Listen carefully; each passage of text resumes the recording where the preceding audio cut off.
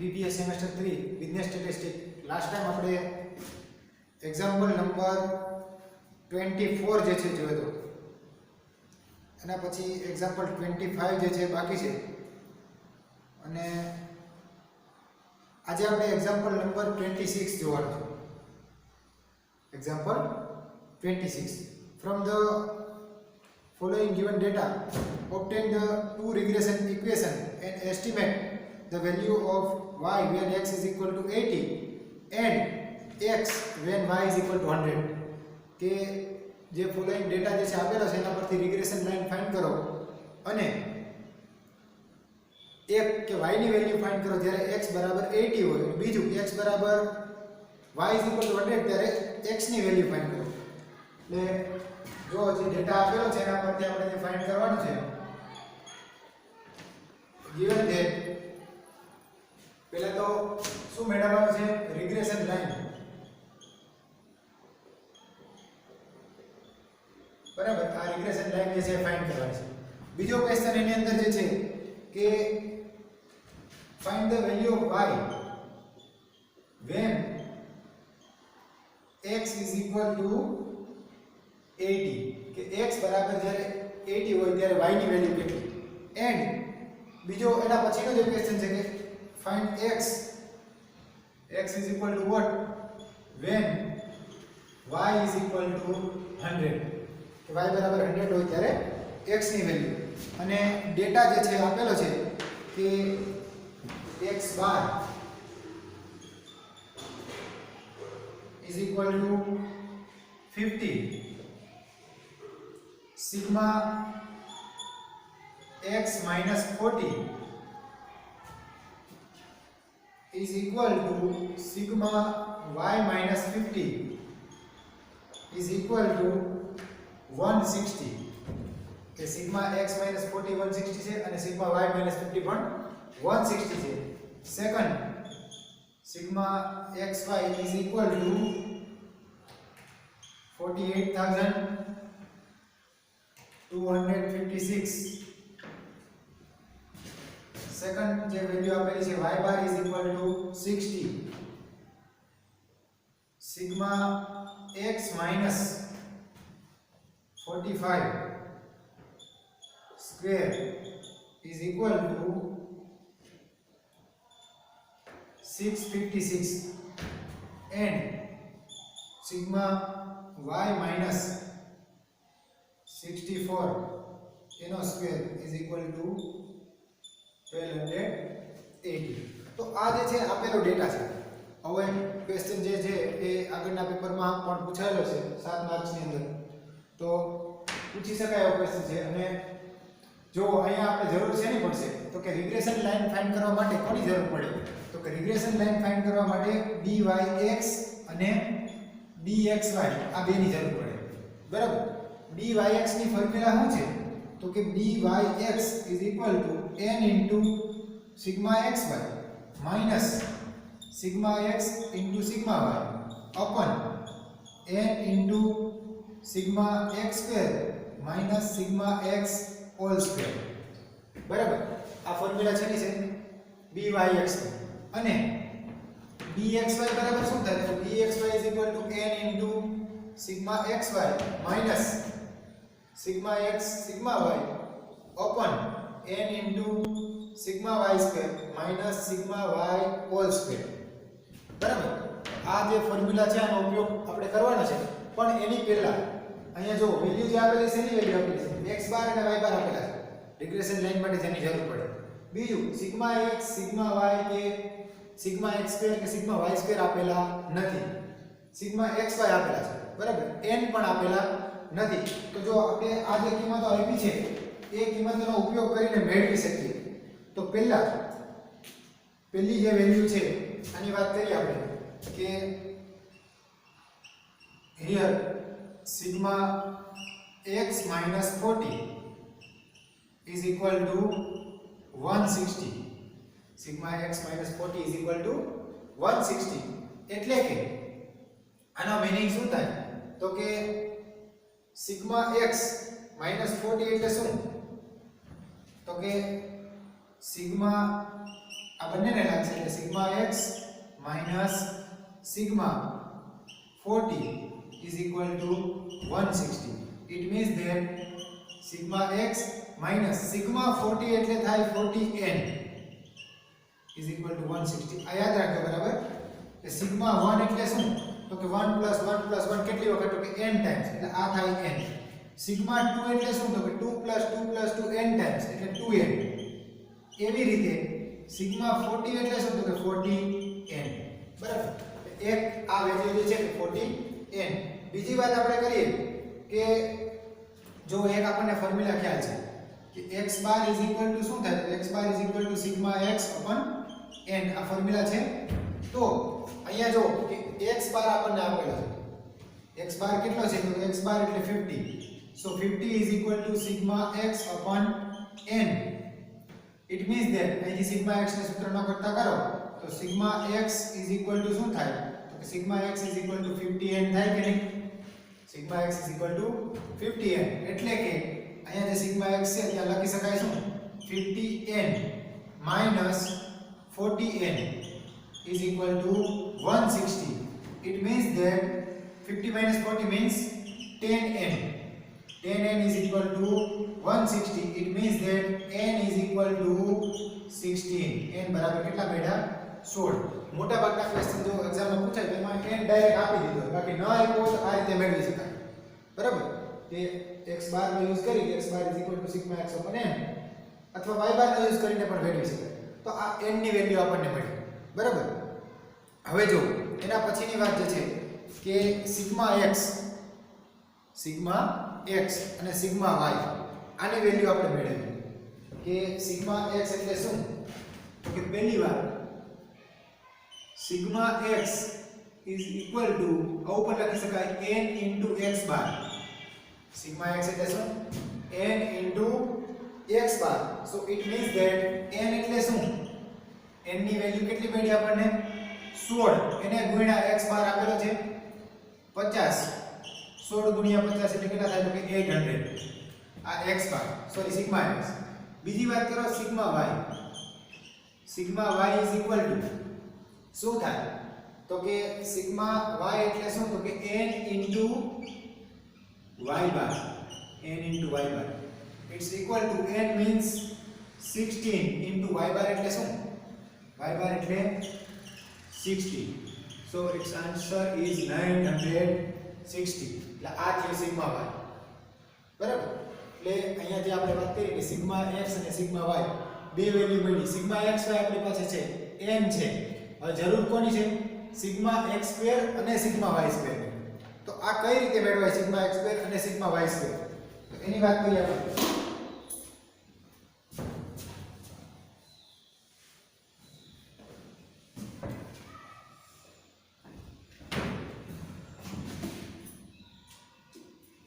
જો ત્રીજી વેલ્યુ જે આપણે મેળવવી છે એમાં અહીંયા આપેલું શું છે તો કે સિગ્મા x - 45 સિગ્મા x - 45 આનો સ્ક્વેર આના બરાબર કેટલા આપ્યા છે 656.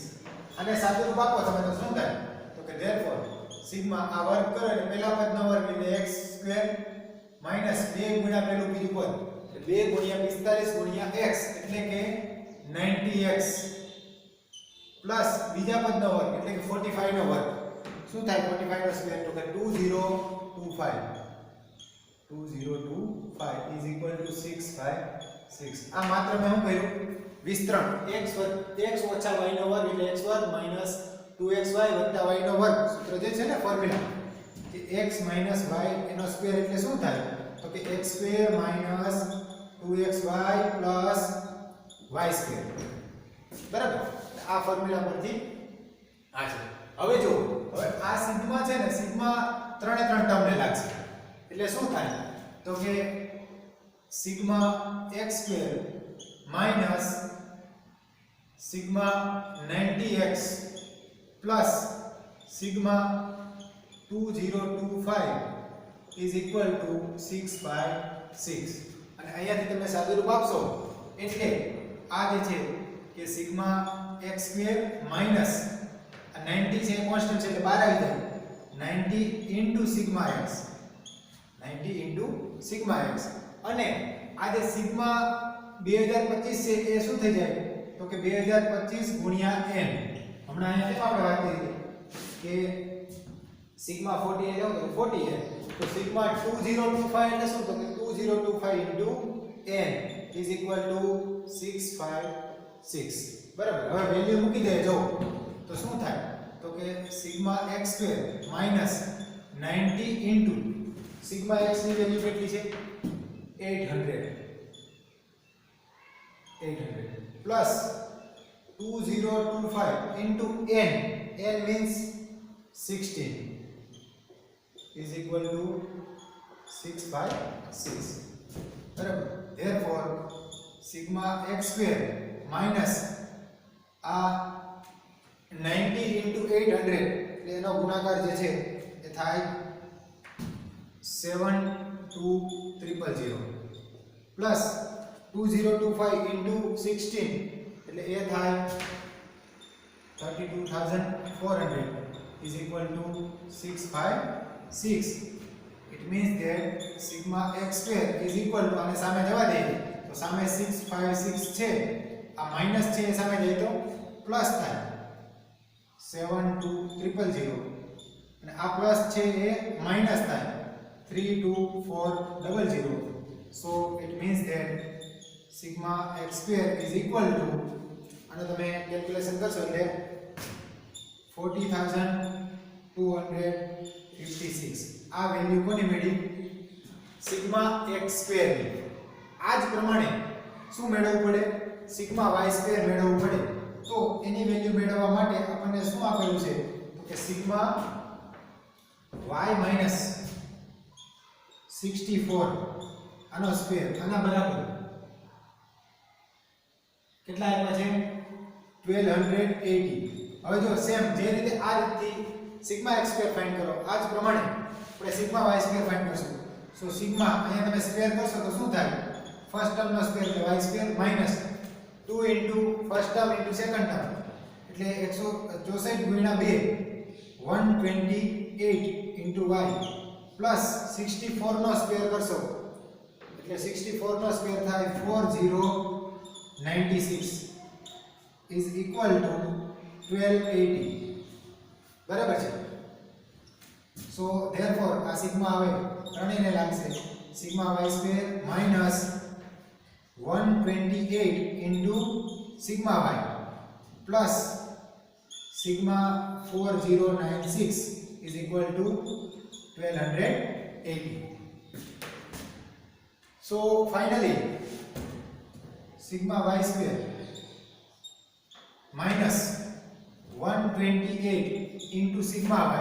sigma y ની વેલ્યુ કેટલી છે જો આપણે આગળ sigma y ની વેલ્યુ જે છે મેળવી છે કે sigma y ની વેલ્યુ 960 પ્લસ આ જે વેલ્યુ છે 4096 into n. અહીંયા જેમ કેમ આપણે કીધું કે સિગ્મા 2025 એટલે શું તો 2055 into n. તો અહીંયા 4096 into n એટલે કેટલા છે 16 is equal to 1280. આની કેલ્ક્યુલેશન કરશું એટલે આપણને સિગ્મા y સ્ક્વેર ની વેલ્યુ મળશે કે સિગ્મા y સ્ક્વેર અહીંયા માઈનસ આ જે કેલ્ક્યુલેશન છે 122880 પ્લસ આ મલ્ટીપ્લિકેશન કરશો એટલે એનો આન્સર મળશે 6536 is equal to 1280. અને finally sigma y square is equal to, અને સામે જવા દો 1280 આ માઈનસ છે સામે જાય એટલે પ્લસ 1,22,880 માઈનસ આ માઈનસ થશે 65,536 અને ફાઇનલી તમને જે વેલ્યુ મળશે sigma y square is equal to 58,624. બરાબર આ વેલ્યુ મળશે સિગ્મા y સ્ક્વેર ની. તો આ રીતે આ નવી વાત છે, આ બરાબર સમજવાનું. આમાંથી જો ન સમજાય તો ક્લિયર કરીને પૂછી લેવાનું, કારણ કે આ અત્યાર સુધીમાં ક્યાંય એવું નથી એવો સમજે છે ત્યારે પૂછાય છે. તો અહીંથી સિગ્મા x સ્ક્વેર અને સિગ્મા y સ્ક્વેર ની વેલ્યુ મળી ગઈ.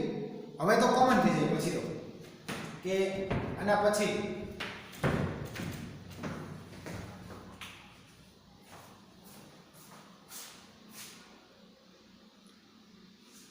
જો અમારે આના પછીની વેલ્યુ હવે મેળવવી છે તો આસાનીથી વેલ્યુ જે છે હવે કે આપણે અહીંયા કિંમતો જો આ કિંમતો ફરીથી લખી નાખો, કેલ્ક્યુલેશનમાં કાઢી નાખો કે n = 60. n આપણે આ કેલ્ક્યુલેશન કરીએ એમાં n બરાબર કેટલા છે 60. પછી સિગ્મા x 800, સિગ્મા y 960 બરાબર. પછી સિગ્મા x સ્ક્વેર 40256 અને લાસ્ટમાં સિગ્મા y સ્ક્વેર = 58624 બરાબર. તો આ જે કિંમતો મળી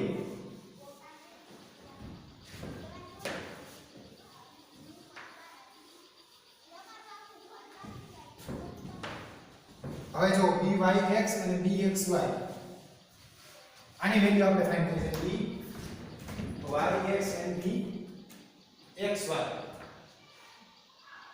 તો પહેલી વેલ્યુ byx એની ફોર્મ્યુલા શું છે તો કે byx = n into sigma xy minus sigma x into sigma y upon n into sigma x square minus sigma x whole square બરાબર. અને બીજું કે bxy એની ફોર્મ્યુલા શું છે n sigma xy minus sigma x sigma y upon n into sigma y square minus sigma y whole square બરાબર. તો bxy એ value મૂકી દે, n એટલે 16 into sigma xy ની કિંમત કેટલી છે 48,256 minus sigma x 800, sigma y 960 upon n એટલે 16 sigma x square 40256 minus sigma x whole square, sigma x એટલે 800 whole square બરાબર. અને આની કેલ્ક્યુલેશન તમે કરશો કેલ્ક્યુલેટર ની અંદર એટલે byx ની ફાઇનલ વેલ્યુ જે મળશે એનો આન્સર મળશે 1 બરાબર. આ તમારે કેલ્ક્યુલેશન જે કરવાની છે આ જ પ્રમાણે bxy એટલે શું તો કે n એટલે 16 into sigma xy 48,256 minus sigma x into sigma y એટલે 800 into 960 upon n એટલે 16 sigma y square is equal to 58,624 minus sigma y whole square, sigma y means 960 whole square and finally therefore bxy is equal to જે answer મળશે 0.25 બરાબર. આ bxy અને byx આ બંને value મળી ગઈ. હવે આપણે રિગ્રેશન લાઈન આસાનીથી લખી શકીએ કે regression line y on x એટલે શું તો કે y minus y bar is equal to byx into x minus x bar. Therefore y minus y bar ની વેલ્યુ જે છે આપેલી છે આપણે 60 is equal to byx એટલે 1 into x minus x bar means 50. So it means that y minus 60 is equal to x minus 50 અને અહીંથી તમને જે રિગ્રેશન લાઈન મળશે સામે જવા દે 60 ને, તો y is equal to x plus 10. આ થઈ regression line y on x. Regression line y on x. હવે જો રિગ્રેશન લાઈન જે y ઓન x છે આના માટે કે regression line y on x, પહેલો ક્વેશ્ચન હતો કે x ની વેલ્યુ 80 હોય તો y is equal to what, કે ક્વેશ્ચન જે છે y is equal to what when x is equal to 80. તો આની અંદર x ઇઝ ઇક્વલ ટુ 80 મૂકી દો તો y ઇઝ ઇક્વલ ટુ શું થાય, તો કે 80 plus 10. therefore y is equal to 80 plus 10 means 90. અથવા તો તમારે અને y કેરેટ કેવું હોય તો કહી શકાય કે y કેરેટ સિમ્બોલ વાપરો, બરાબર. એટલે એક વેલ્યુ આ રીતે મળશે.